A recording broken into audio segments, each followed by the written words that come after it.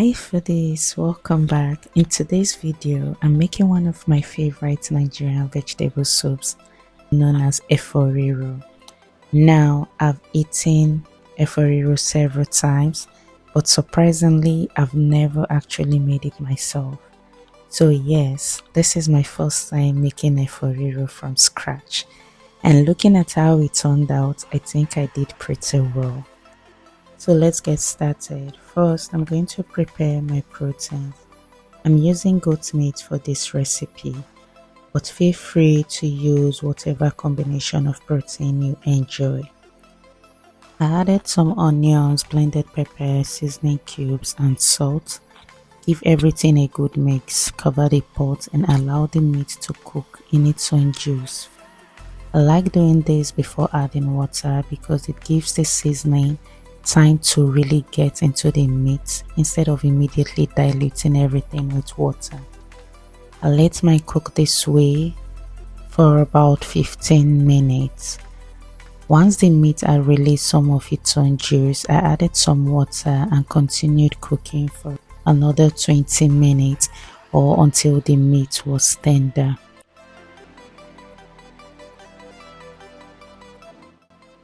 While that is cooking, let's prepare our fried catfish. For this, I'm using salt and hot water to clean it thoroughly. The hot water helps loosen dirt and residue on the fish and makes it easier to clean. Just be gentle while washing it because dried catfish can easily break apart, and we still want those nice pieces in our Efo Riro.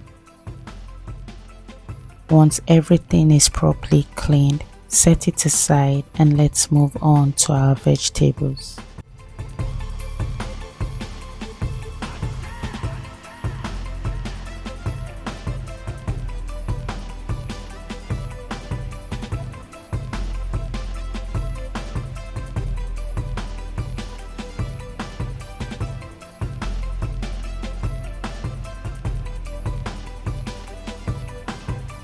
For my Efo Riro today, I'm using spinach. Traditionally, Efo Shoko is a popular choice for Efo Riro, and that was what I actually wanted to use, but I couldn't find it around my local market, so I went with spinach instead. And that's one thing I always want you to remember with my recipes. Work with what is available to you. If you can find Efo Shoko, absolutely use it. If you are here in Nigeria, spinach is also commonly sold as green. So if you ask for green in the local market, they will usually know what you mean. And if you're watching from outside Nigeria, you can check any African store around you for some of these ingredients. But if you can't find the traditional vegetables, spinach is a very accessible alternative. Now, vegetables like this can hold quite a bit of sand, so washing them properly is very important. After cutting mine, I'm washing it in plenty of water. And notice that instead of pouring everything out together, I'm gently lifting the vegetables out of the water. I do this so if there is any remaining sand or dirt, it can settle at the bottom instead of being poured straight back onto the vegetables. You may need to repeat the washing process until the water is completely clean. Next, I'm going to blanch the spinach briefly in hot water. Blanching helps soften the leaves while preserving that beautiful green color and fresh quality. And let this sit for about 20 to 30 seconds.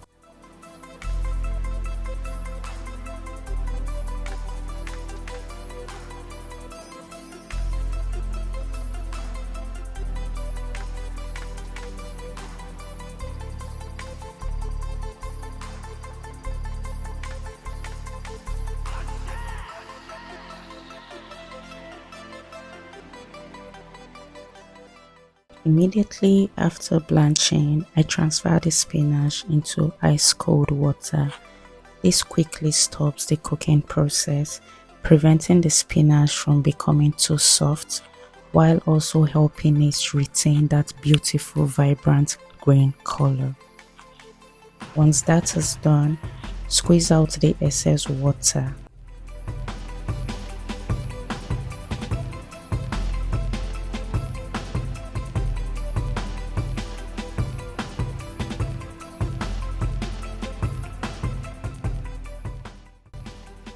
I went ahead to chop mine a little further because I want smaller pieces throughout the Efo Riro.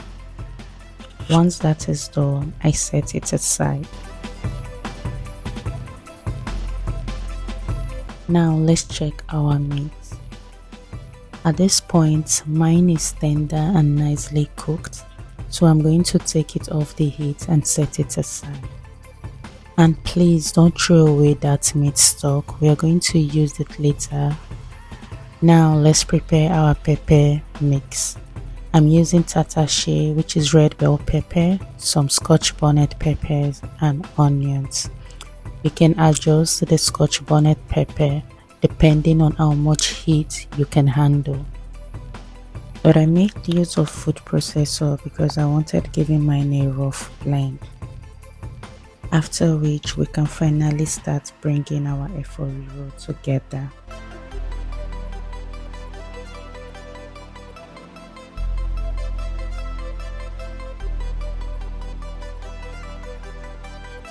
Into my pot goes some palm oil. Once the oil is warm, I'm adding my chopped onions. Give that a stir and allow the onions to cook briefly. Next goes in my Iru, also known as locust beans.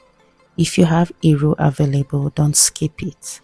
Adding it at this stage gives it a chance to release that distinctive aroma and flavor into the palm oil, and that flavor becomes part of the base of the entire dish. Now I'm going in with our blended pepper mixture. Give everything a good stir and allow this pepper to cook properly. This is one part I wouldn't rush. We want some of that excess moisture from the pepper to cook down and the flavors to become more concentrated. I'm adding my seasoning cubes and some salt. Then I'll stir everything together and continue cooking.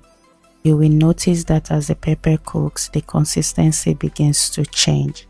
And one of the signs I look for is the palm oil begin to separate and become visible around the pepper mixture. At that point, you know we are getting somewhere.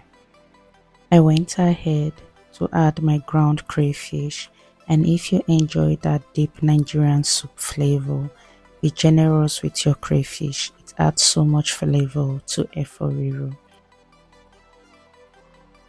After which, I went ahead to add my dried catfish, which we have cleaned and deboned earlier.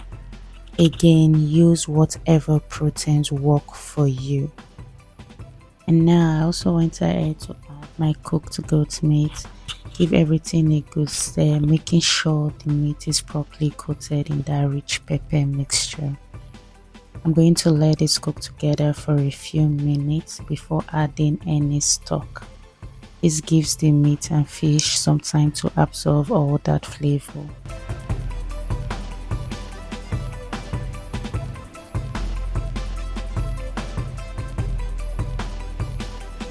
Now I'm adding some of the meat stock we saved earlier. Remember that stock already contains plenty of flavor from cooking our meat, so we definitely don't want it to go to waste. At this point, I'm going to taste and make sure the salt and seasoning are balanced before adding our spinach. And once everything tastes good, we can go in with our vegetable. I'm adding the spinach gradually and then gently mixing everything together so that the pepper base coats the vegetables properly. You don't need to cook the spinach for too long at this stage. Remember, we already blanched it earlier. Cook it briefly for about 60 seconds until the vegetables and the rich pepper base have completely come together. And just like that, our Efo Riro is ready. For my very first time making Efo Riro myself, I was really happy with how this turned out. You can enjoy this with whatever swallow you desire, but now I need you to be the judge. Since this is my first time making Efo Riro, rate my Efo Riro on a scale of 1 to 10 in the comments. Please be nice to me. And if you enjoy cooking with me today, don't forget to subscribe to MyKeecheen for more simple Nigerian recipes like this. Thank you so much for watching. I'll see you in my next recipe. Bye.